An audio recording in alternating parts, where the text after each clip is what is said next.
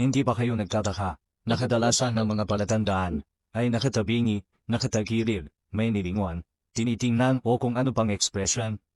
Tinutukoy kasi nila ang movement of baggages. At bawat forma at posisyon ng mga ito ay hindi aksidente lamang. Bawat posisyon ito ay may compass equivalence. Merong body orientation. Merong facial direction. Tapos sasabihin lang iba na dito, doon, ganyan, ganito. Base sa mga butas at linya-linya sa mga bato. At sasabihin ng iba, may pattern at exact measurements, distance at direction. No, that is wrong. There is no exact same measurements and angles kasi nakadepende sa burial commander, terrain, at mismong kinalalagyan ng bato. Ito ang kanyang body orientation. Body orientation refers to the load position. Katawan. Ibig sabihin ng bagahe. Facial orientation is the opening direction. Tinitingnan niya saan ang paparabling daanan.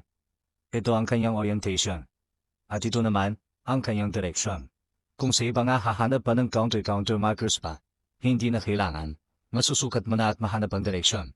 Pero pag matalas ang mata mo, makikita mo rin sa kanyang mata ang ginawa nating pag-examine kanina. Tugma na tugma.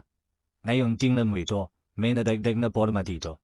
Ibig sabihin may bato malapit sa opening spot o katabi lang ng bato ang panimulang butas. At ito rin, tinutukoy nito ang patay na daluyan ng tubig.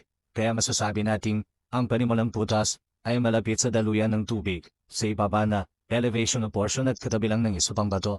Pero tatahak ang butas dito na direksyon na quadrant. Ito ang ichi. Ito ang ni. At ito ang san. 1, 2, 3. Marker.